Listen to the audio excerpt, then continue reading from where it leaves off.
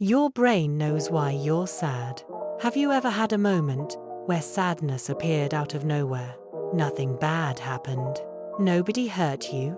No terrible news arrived. Yet suddenly, your chest feels heavier. Your energy drops. And for reasons you can't explain, you just don't feel okay. Naturally, your mind starts searching for answers. What happened? Why am I feeling this way? Am I being dramatic? But what if the sadness didn't come out of nowhere?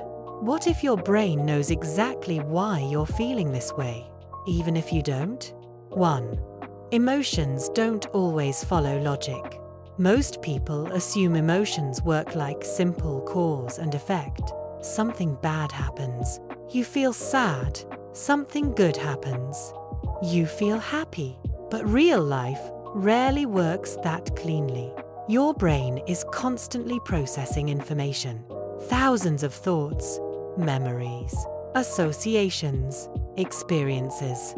Many of them never reach conscious awareness, which means emotions can appear before you fully understand where they're coming from. 2. Your brain remembers more than you realize. Think about hearing an old song. Suddenly, you're transported to another period of your life. A relationship, a childhood memory, a difficult chapter you thought you'd forgotten. What's interesting is that the emotional reaction often arrives before the memory itself. That's because your brain doesn't just store events, it stores feelings connected to those events. Sometimes a smell, a place, a season, or even a specific time of day can activate emotional memories without you realizing it. 3. Sometimes, sadness is delayed. Imagine you're carrying heavy bags all day. At first, adrenaline helps. You keep moving.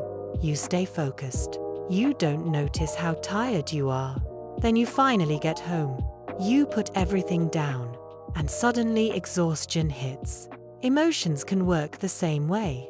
When life is stressful, your brain often postpones emotional processing, not because the feelings disappeared, because there wasn't time to deal with them. Then one quiet moment arrives, and everything catches up. 4. Being busy can hide what you feel. Modern life gives us endless distractions. Phones, work, social media, streaming services, notifications. We're constantly consuming information. And sometimes we're so busy avoiding our feelings that we don't realize they're there. Then one random moment appears. You're sitting quietly, looking out a window, taking a shower, walking alone, and the emotions finally have space to surface. 5. Burnout often feels like sadness. Not all sadness comes from emotional pain. Sometimes it comes from depletion. When you're exhausted, overstimulated, or overwhelmed for too long, your emotional reserves start running low. Things that normally feel manageable suddenly feel heavy. Small inconveniences become frustrating. Ordinary days feel empty. The issue isn't necessarily sadness itself. It's that your mind and body have been running on low battery for too long. 6. Your body influences your emotions. We often treat emotions as purely psychological, but your body plays a huge role.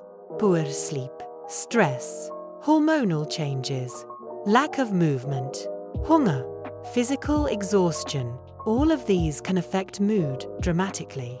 Sometimes, the first question isn't, "What am I thinking?"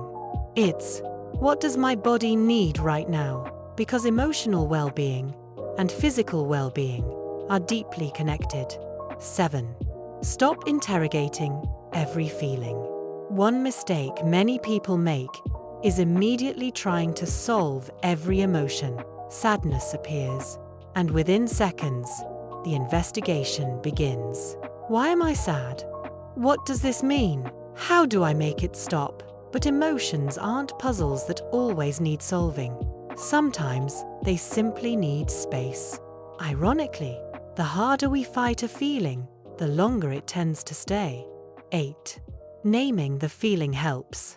Research shows that naming an emotion can reduce its intensity.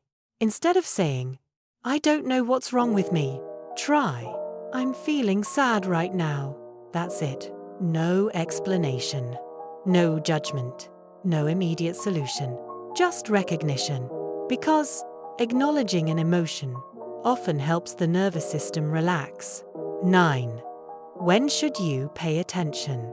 Occasional unexplained sadness is completely normal. Most people experience it. But if the feeling becomes frequent, lasts for long periods, or starts affecting your ability to function, it may be worth looking deeper. Persistent sadness can sometimes be connected to depression, burnout, unresolved grief, chronic stress, or other mental health challenges, and seeking support is never a sign of weakness. It's a form of self-respect. 10. Maybe your mind is trying to tell you something. Sometimes sadness isn't a problem. It's information.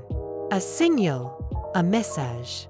Not necessarily that something is wrong, but that something needs attention. Maybe you need rest. Maybe you need connection. Maybe you need to slow down. Or maybe you've been carrying more than you realize. The feeling itself may not be the enemy. It may simply be trying to get your attention. The next time sadness seems to appear out of nowhere, try not to panic. Try not to judge yourself. And try not to immediately force an explanation. Because emotions are often smarter than we give them credit for. Your mind and body are constantly communicating. And sometimes what feels like random sadness is actually a quiet message that's been waiting for the right moment to be heard. The question isn't always, "Why am I sad?" Sometimes the better question is, "What might this feeling be trying to tell me?"